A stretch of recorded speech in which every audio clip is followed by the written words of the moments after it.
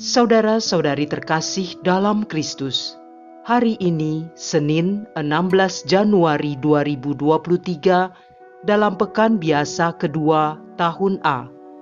Bacaan dibawakan oleh Serafina Pranadi, Mazmur dilantunkan oleh Nikolaus Cipto, dan renungan ditulis oleh Aloysius Gonzaga Dani. Selamat menekuni Sabda Allah. Marilah mewujudkan kebaikan bersama untuk hidup dalam damai dan sejahtera.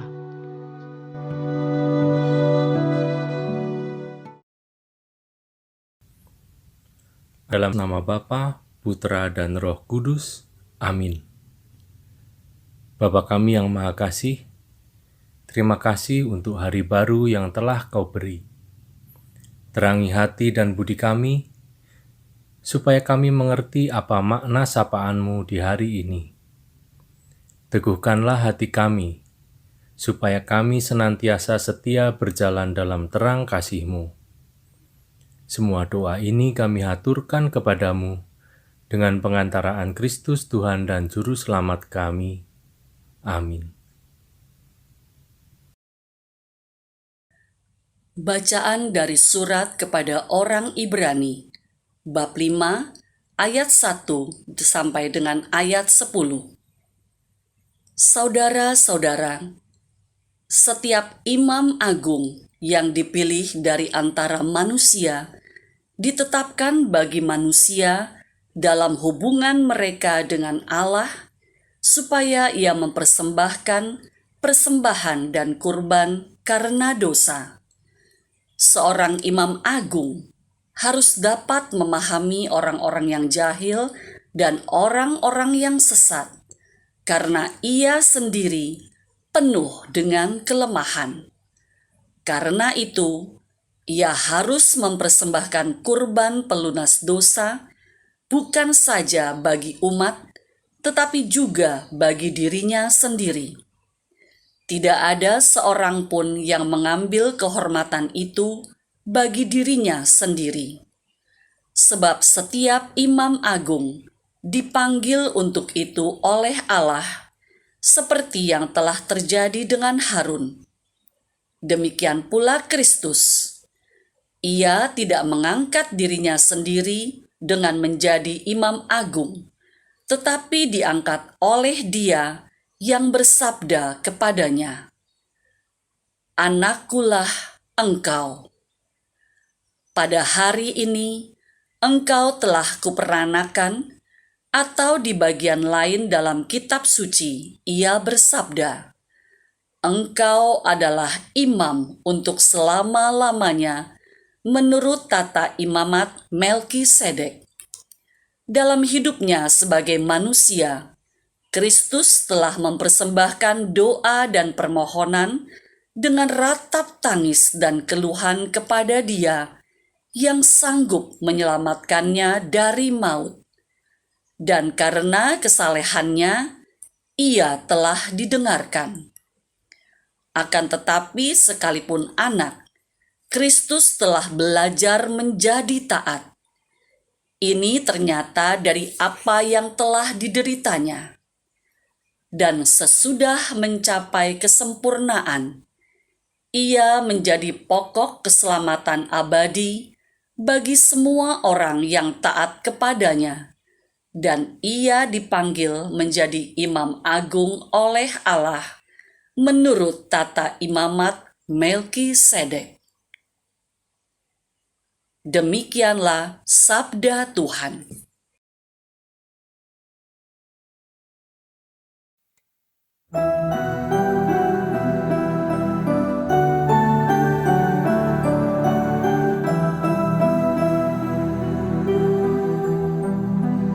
Engkaulah imam untuk selama-lamanya menurut Melkisedek. Beginilah firman Tuhan kepada Tuanku, duduklah di sebelah kananku sampai musuh-musuhmu ku buat menjadi tumpuan kakimu. Tongkat kuasamu akan diulurkan Tuhan dari Sion. Berkuasalah engkau di antara musuhmu. Engkaulah imam untuk selama-lamanya menurut Melkisedek. Engkau meraja di atas gunung yang suci sejak hari kelahiranmu, sejak fajar masa mudamu. Tuhan telah bersumpah dan Ia tidak akan menyesal. Engkau adalah imam untuk selamanya menurut Melkisedek. Engkaulah imam untuk selama-lamanya menurut Melkisedek.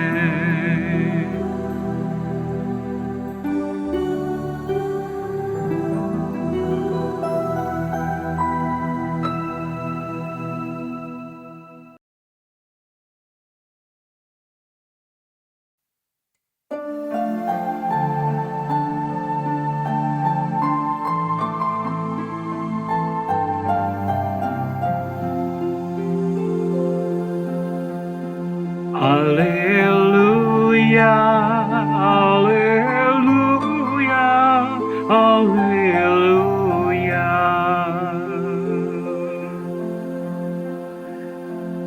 Sabda Allah itu hidup dan kuat. Sabda itu menguji segala pikiran dan maksud hati. Alleluia, alleluia, alleluia.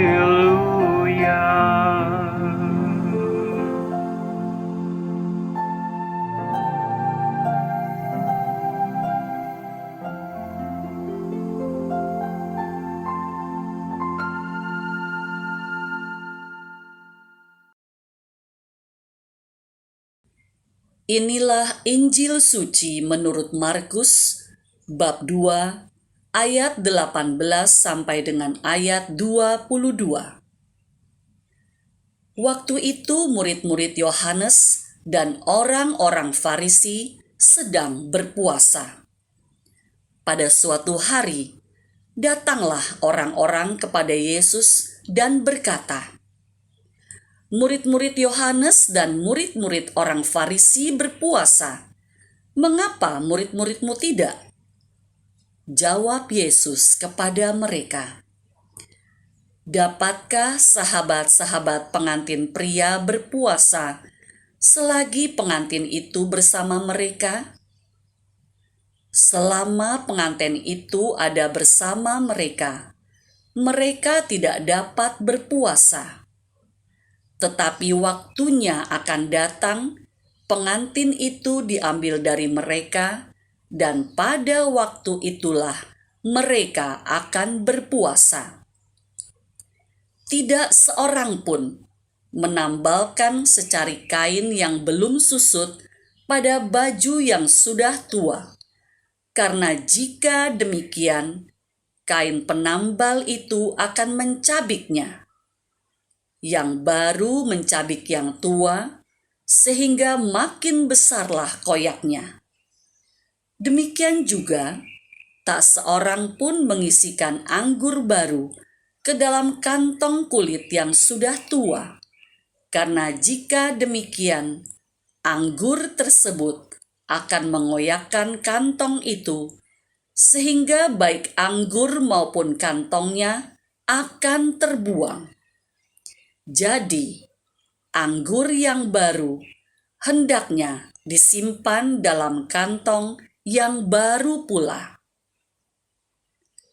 Demikianlah sabda Tuhan.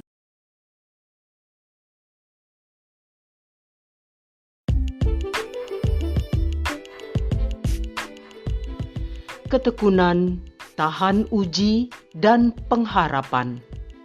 Renungan dibawakan oleh Aloysius Gonzaga Dani.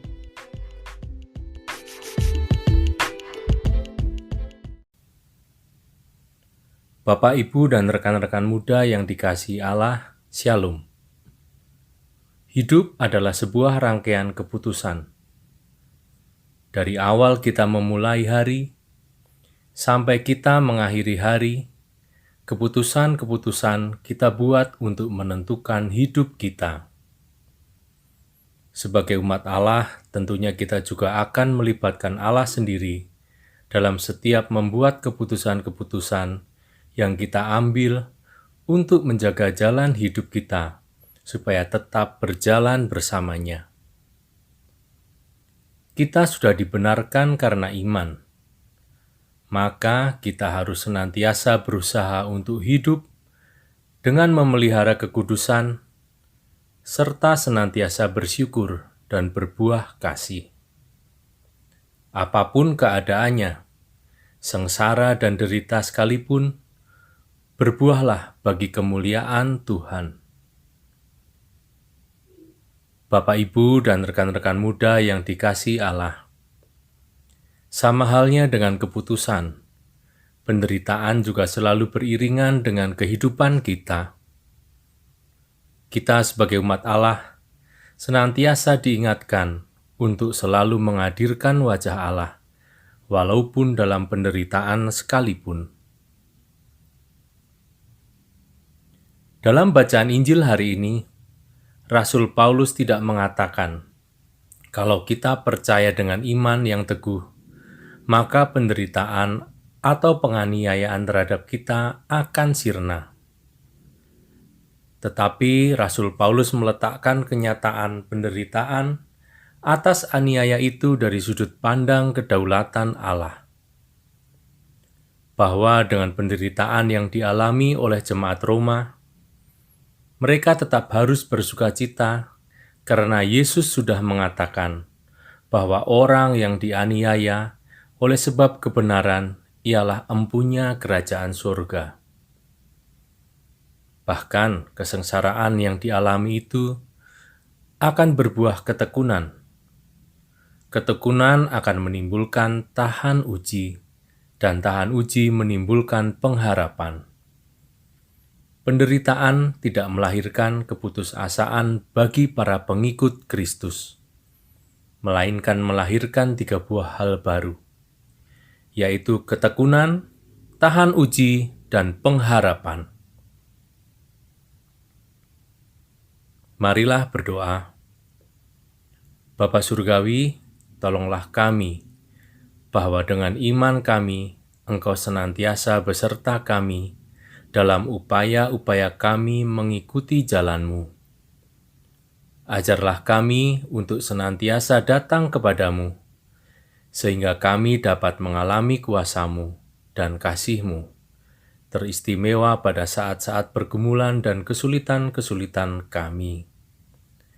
Dalam nama Bapa, Putra, dan Roh Kudus. Amin.